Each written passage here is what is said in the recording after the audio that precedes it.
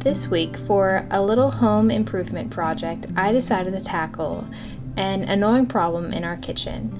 This is our spice cabinet, and since I've been just cramming everything in here, it feels like I've wasted so much time searching for spices that I need for recipes.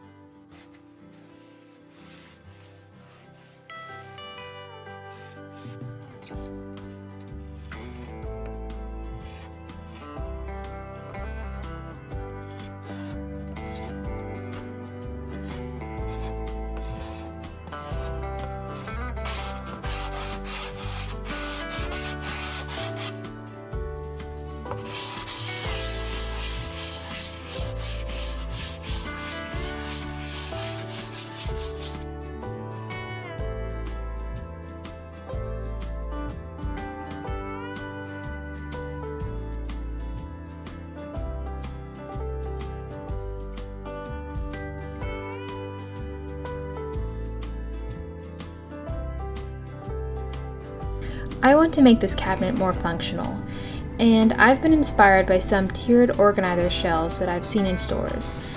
I think that creating something similar will allow me to make most of this space. I want to use some scrap material that I already had in storage. This is 1/4 inch thick plywood.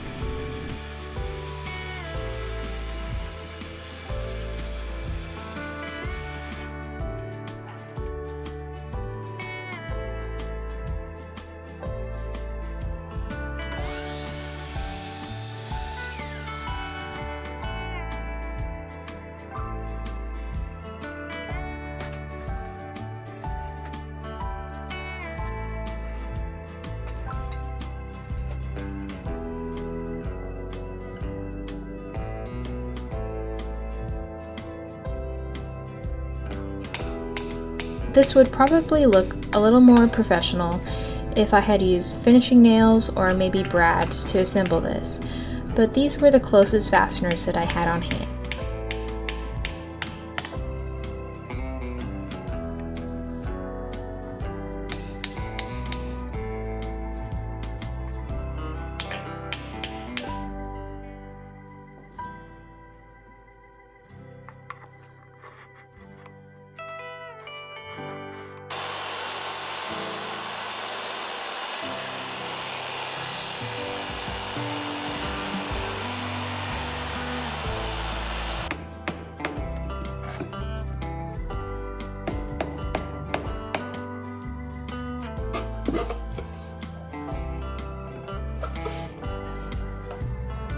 Unfortunately, I did do some damage to the shelf during assembly, so I tried to disguise my mistakes with color-matched wood filler.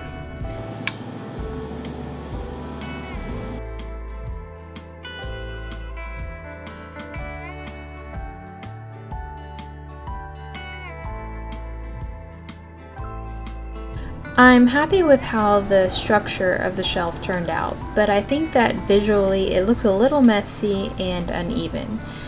Maybe in the future, when my skills improve, I'll attempt this again with solid wood. For now, I think that this should function just fine. I had a couple sets of glass spice jars that I had already cleaned. I'll add labels to the lid so that they will be visible when the spices are stacked together on the shelf.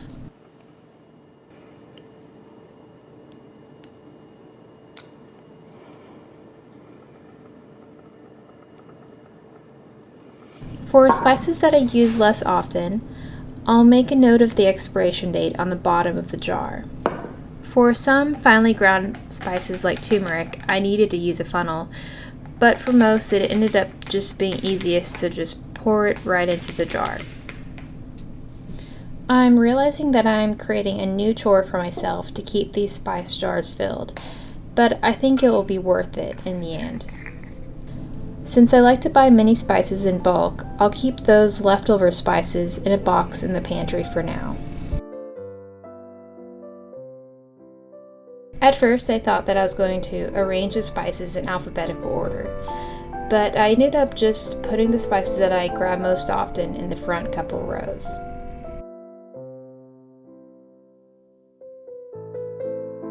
As soon as the dirt delivery arrived last week, I began preparing the western end of the brick garden bed for new planting.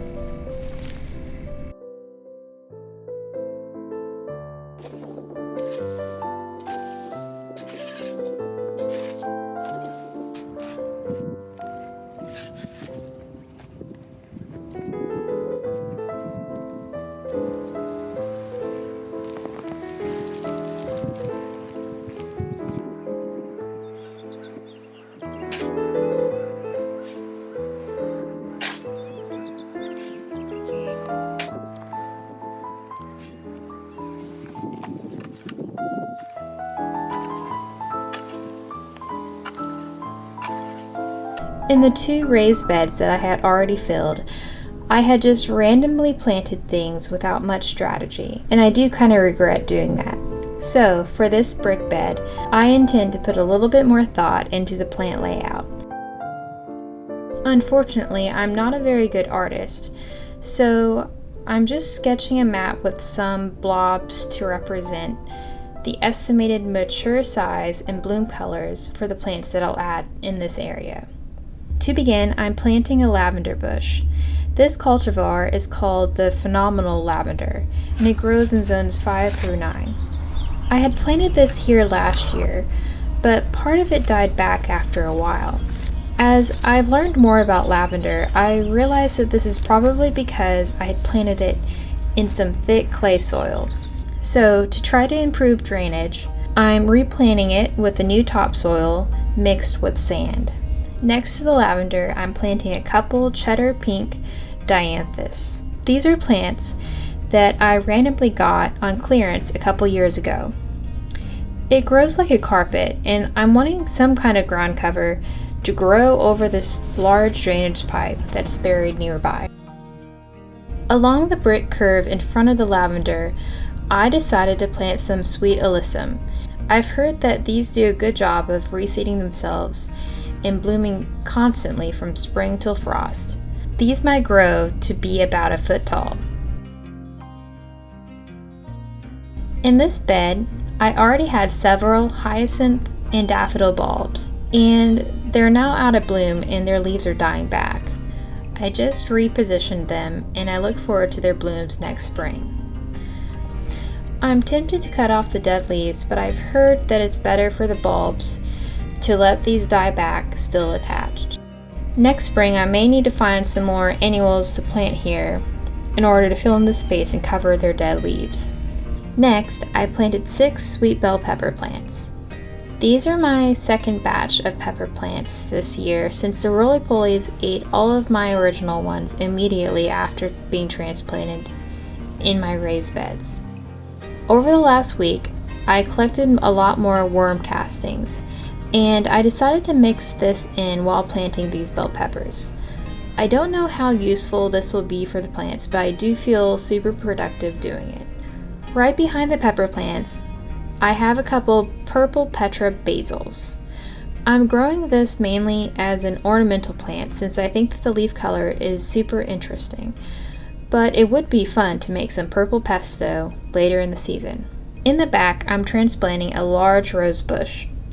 My parents gave me this rose, and we do not know the exact name of it, but we do know that it gets to about 4 feet wide, and it will have red blooms. I may end up needing to keep some of the lower branches pruned to about 3 feet. Next to the rose bush is a native sky blue aster. In the late summer, it will be covered in tiny blue daisy-like flowers. As I'm working my way down this garden bed, I decided to prune these large rosemary bushes in order to make it easier to add dirt and remove weeds. It would be tragic to not find a use for this rosemary. I'll try to propagate a few cuttings. I'm not super optimistic, but we'll see.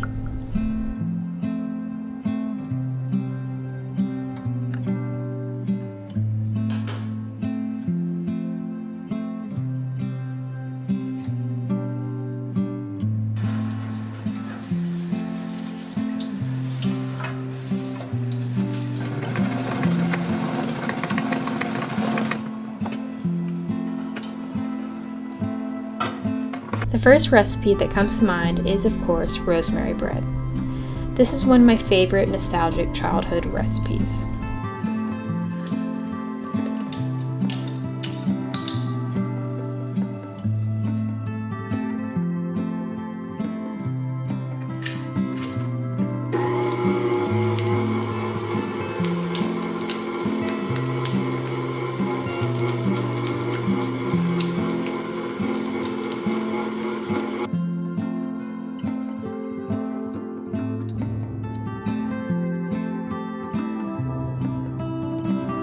We end up using this bread to make fancy turkey sandwiches.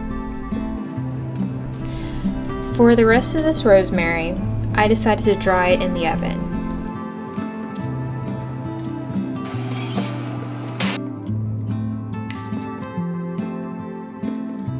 It's kind of disappointing that the rosemary leaves lost some of its vibrant green color, but it tastes so much more flavorful than store-bought.